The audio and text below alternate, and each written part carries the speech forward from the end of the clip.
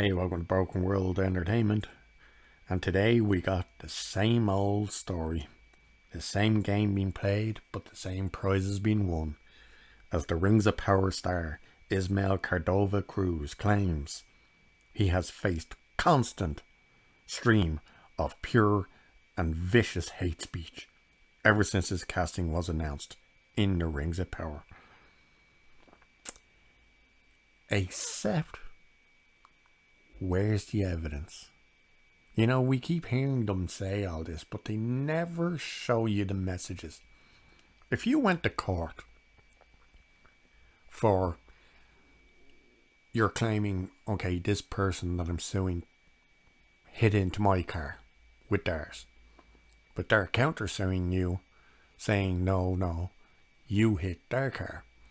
If you went to a court and the two of you made your arguments, but the judge then would turn around and say, okay, have you evidence, photographs, police report, anything like that? And you said, no.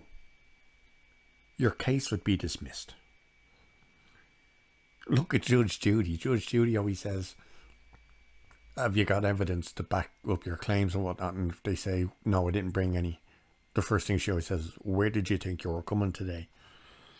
So these people are the exact same.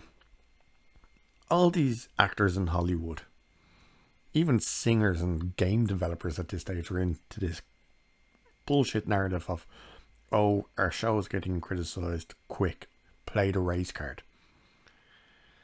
So, we got this little lovely article courtesy of Bounding into Comics with this. So let's jump into some of this. So the latest member of Amazon's exclusive series to offer up such a claim in support of the ongoing narrative that critics have rejected the series due to nothing more than racism. The Rings of Power star Ismael Cruz Cordova, I think I said it the other way last time, recently claimed that ever since his casting was announced 2 years ago, he has been the recipient of a non-stop torrent of pure and vicious hate speech from dissatisfied fans of J.R.R. Tolkien's original writings. And yet, once again, he does not provide any evidence of such things happening. If you went out and said you were getting, from the day they announced you as in this show as a black elf, and you just start getting torrents of abuse, you would show some of it. But they're not showing any of it. It's really annoying. And the funny thing about this is, he's talking about growing up, how he loved the Peter Jackson films, that he cherished them, absolutely loved every last single bit of it. But then when he talks about being part of this, he's like, now he can see himself in it. But if you loved it before, you don't need to see yourself in it. Not just that, but if they wanted to go on that one, well, let's say what Whoopi Goldberg said, shall we? It's not real. So why do you need to see yourself in it? So speaking of his role as the Elf of Colour, in an interview given to Esquire ahead of the series premiere, Cordova told the publication that though his journey to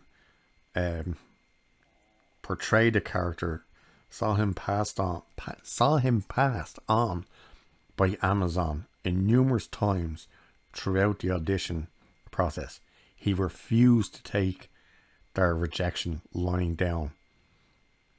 To this end, he recalls to Esquire's books and fictions author, whatever, blah blah blah, how he responded to his manager's informing him of his first rejection by declaring, that's not the answer I'm looking for. This is my role. It's what I'm doing. So someone clearly doesn't take rejection. And when you hear an answer like that, you don't hear that he went back in there and just gave it his all and they were like, damn, he's good. It sounds like he went in and literally played the race card. Doesn't it? It sounds like he just went in and said, okay, it's my role. And if you don't give it to me, I'm going to call you out for saying, hey, they wouldn't cast the black guy as the elf.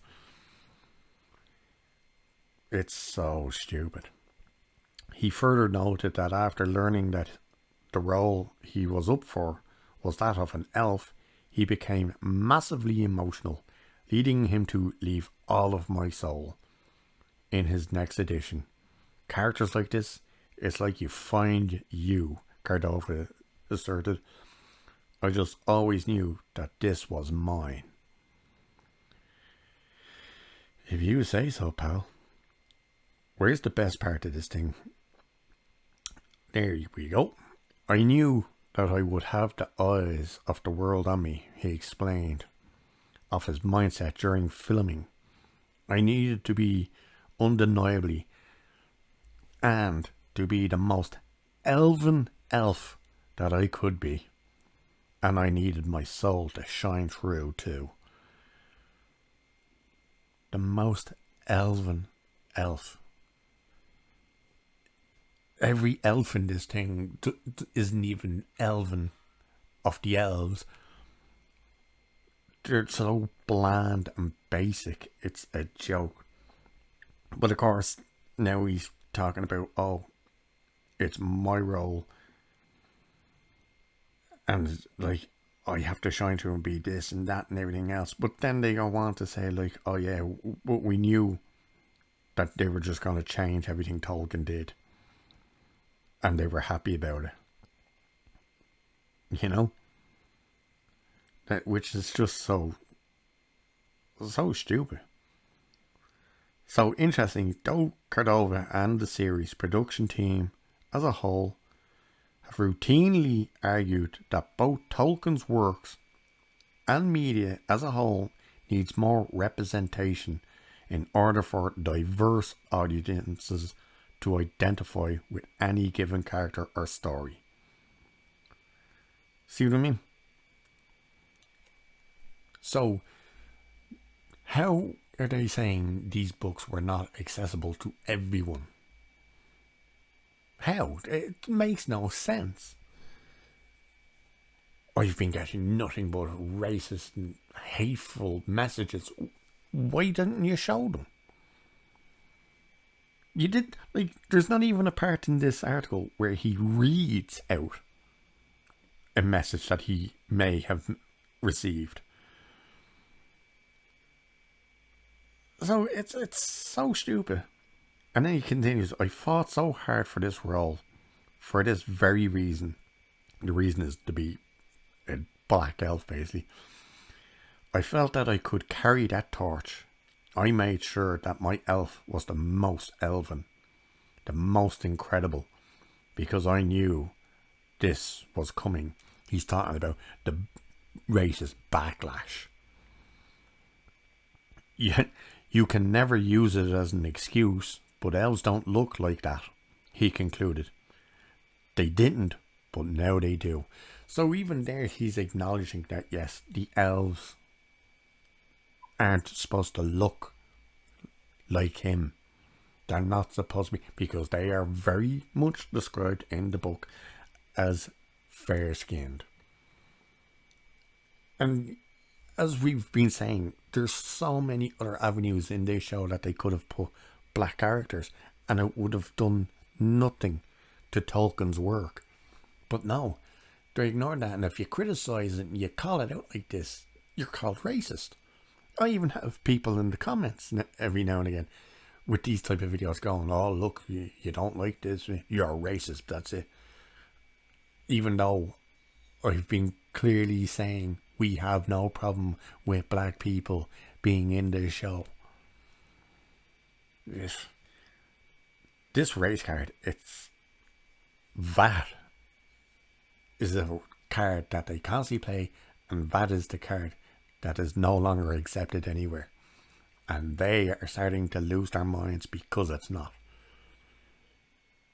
If it's all about race, then how come the Black Panther was such a success? Why are the trailers for Black Panther 2 not getting ratioed into oblivion? Why did Nope from Jordan Peele, why did that not get ratioed into oblivion? Why do people love Blade with Wesley Snipes? Why do people love Sam Jackson? How come every Star Wars fan and other fans were asking where the hell Billy D. Williams was in the new trilogy? It's a bullshit narrative. And they know it. They're using the colour of people's skins as a shield against criticism. And it's not working anymore. So they've only themselves to blame when everything they've done to promote this was all about diversity. We must see the real world in this show. No, that's the idea of particularly fantasy, is to help you escape the real world. But who am I to say anything, huh? Just a voice on YouTube at this stage. A voice that they're gonna just say, oh, here's another racist. Yous are the ones that keep bringing up colour and skin, blacks and browns and everything else in between, so who's really the racist? Alright, till the next one. Cheers. Catch you again.